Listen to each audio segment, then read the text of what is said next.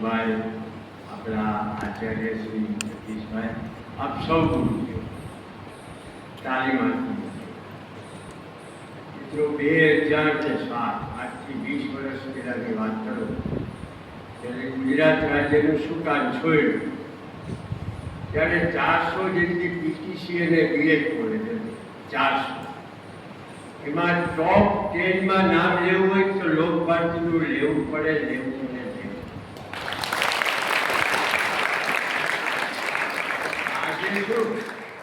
આજે શું આજે હું એમ કહું કે ગુજરાતની બધી જ પીટીસી અને બીએડ કોલેજમાં ટોપ 10માં લોકભારતીનું નામ લેવું પડે. આ માત્ર બોલવા ખાતર નથી બોલતો, અનુભવે બોલતો. 5 અધ્યાપકોની જગ્યાઓ ખાલી થાય અને છતાં આટલી સરસ રીતે આ ડીએલએડનું સંચાલન કરવું અને એક ટોપ 10માં નામ જાહેર કરવું તો મોટું કામ કરી રહ્યા છે આ ગુરુજી.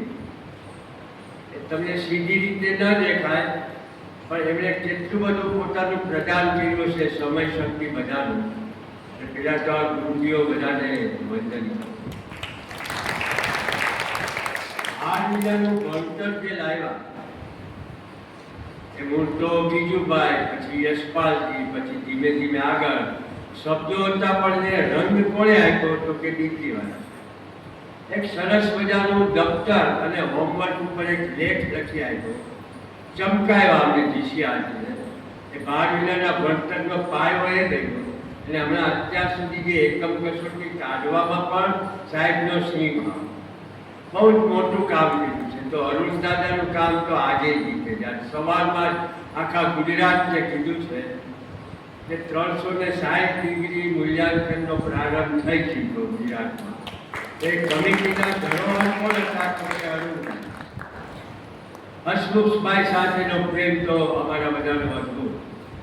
દોસ્તો, મારે તમને કેવું છે કે હું કહું કે હું તમને અનુભવે ટોપ 10માં શું કામ નામ આપું છું તો કે તમારી 12 શિબિરો પણ હું સંગાથી છું.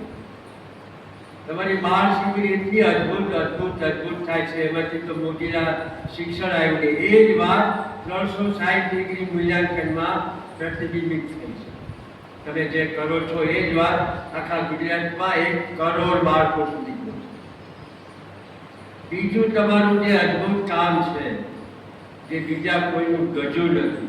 હું આજે 3 બીએડ કોલેજ સાથે તો શ્વાસે જોડાયો પણ છતાંય જ્યારે ઇન્ટર્નશીપની વાત આવે ત્યારે હું પહેલું એ લોકોને સ્થાન આપું તો કે લોકભારતીને. તમને બધા કે તમે બધા જ્યાં મૂકો ત્યાં તરત એક સ્વરૂપે ચોંટી જાઓ છો. તમે અગવડતાને ક્યાંય ધ્યાનમાં લીધા વિના એટલું અદ્ભુત કામ કરો છો કે તમારું આગલા વખતનું જે પ્રી ટેસ્ટ અને પોસ્ટ ટેસ્ટનું પરિણામ હતું આ વખતનું થોડું અમારે અધૂરું છે. સાહેબ, પ્રી ટેસ્ટ અને પોસ્ટ ટેસ્ટમાં આવ્યું તો આવે અને જે બાળકોને ભણાવે છે એનો ટેસ્ટ લે અને 15 દિવસ પછી ટેસ્ટ લે. સાહેબ, શું હાંસલ કરે છે બાળકો, શું હાંસલ કરે છે. આથી માટે તમને બધાને ખૂબ અભિનંદન. તમને 2 બાબતો કેવી છે. ડીકરીવાલા સાહેબને યાદ એ ભણતા ને ત્યારે એમની શાળાના પુસ્તકાલયના તમામ પુસ્તકો વાંચી વિચારતો હતો. ડીકરીવાલા સાહેબ આટલું મોટું રૂપ ક્યાંથી ધારણ કરે છે કે એનો પાયો છે વાંચન. તો તમારી માટે બધા મિત્રો કેટલી મોટું પુસ્તકાલય છે તમારા અધ્યાપન મંદિરમાં છે. તમે જે ગામમાં ભણો છો અથવા જે ગામમાં રહો છો ત્યાં સર્વ શિક્ષા અભિયાને મોટા પુસ્તકાલયો ઊભા કરી આપ્યા છે. તો વાંચો, ખૂબ વાંચો. અને જો શક્ય બને તો આ વેકેશનમાં સ્પોકન ઇંગ્લિશના વર્ગ બનશે. ખાલી બોલતા શીખવાની જરૂર નથી, લખવાનું ભૂલી જાઓ. ખાલી બોલતા શીખો. અમે નેશનલ શાળાના બાળકોને 5, 6, 7, 8ના બાળકોને ધીમે ધીમે અંગ્રેજીમાં બોલતા કર્યા. જો એ બોલી શકતા હોય તો તમે બધા તો ધુરંધર છો. તો તો બે જ વિનંતી કરવી છે. એક તો અધ્યાપન મંદિરમાં તમે પ્રવેશ લીધો એની માટે આ સંસ્થાને જેટલા અભિનંદન આપે એટલા ઓછા. ખૂબ વાંચજો અને અંગ્રેજીમાં બોલતા કાચું પાકું શીખી જજો. પછી જો તમારી આ બે પાક તમને ક્યાં લઈ જશે. એ વખતે આજે વિમોચન થયું એમાં જેટલું જેટલું તમે પાયમાં છો ને કામ લાગશે. પણ એને ઉડાડવા માટે તમારે અંગ્રેજી અને વાંચન જરૂર પડશે. અહીંયા થયું છે પણ હવે તમારી પાસે પૂરતો અવકાશ છે, તો કરો, ખૂબ આગળ વધો એવી પ્રાર્થના. આભાર, ખૂબ આભાર.